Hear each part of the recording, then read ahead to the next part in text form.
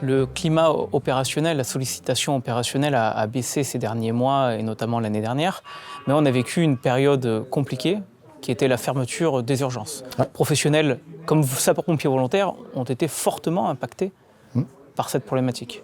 Alors, la fermeture des urgences, comme toujours d'un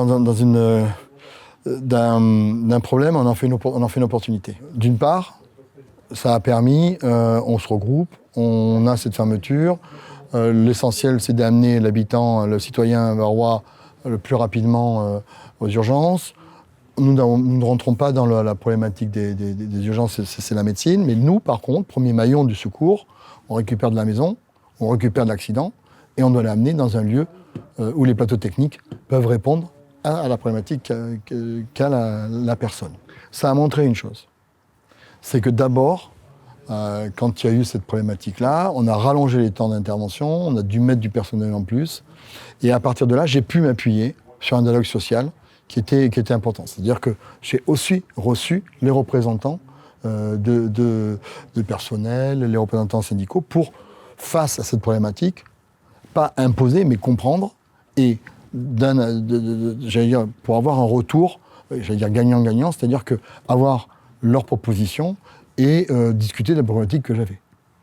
Et là, je dois me féliciter du dialogue social que j'ai, et puis ça a maintenu, on est parti de là, mais ça a maintenu, et on se voit. Alors je ne dis pas que tous les jours, c'est comme au rugby, quoi. De temps en temps, on va chercher le ballon, on en casque un peu, mais c'est surtout dans le respect. Si je prends le rugby, c'est dans le respect de la règle, et dans le respect. Et moi, je voulais vous dire que depuis que je suis là, avec le contrôleur général Éric Roin, nous apprécions le dialogue social. On n'est pas d'accord sur tout, mais ça, c'est fait, malheureusement, c'est le jeu, on ne peut pas sur tout. Mais par contre, je pense que l'un et l'autre apprécient nos méthodes de dialogue, quand ils nous appellent, on discute, on voit, on essaye. En tout cas, pour revenir sur le personnel tout à l'heure, sur les engagements qu'on a fait, on avait pris cet engagement de recruter du personnel supplémentaire, de sapeurs-pompiers supplémentaires, dans le cadre de sapeurs-pompiers professionnels. On l'a fait et ils le reconnaissent. Et eux aussi savent aussi expliquer que de temps en temps, on ne peut pas répondre dans l'immédiateté à des besoins. Et puis, on a aussi dû s'adapter à l'évolution par rapport à cette problématique de fermeture d'urgence, qui aussi, on ne peut pas ignorer les déserts médicaux. Parce que si on avait pléthore de médecins, on aurait peut-être des urgences qui ne fermeraient pas. Voilà. Et là aussi, le citoyen nous appelait un petit peu pour servir, on va se dire, de taxi. Ça s'appelle les carences. Il y a eu un travail qui a été fait, et là aussi, avec les représentants du personnel, syndicaux, la gouvernance, et on est allé discuter en responsabilité avec l'Agence régionale de santé, et nous sommes un des rares départements où nous avons fait baisser de façon forte ce qu'on appelle les carences, c'est-à-dire qu'on remplace soit quelqu'un qui a j'allais dire la personne de la famille qui ne peut pas vous amener à voir le médecin, ou disons le taxi, l'ambulance classique. Et là, tout le monde a joué le jeu. Il y a eu un niveau de responsabilité qui est important.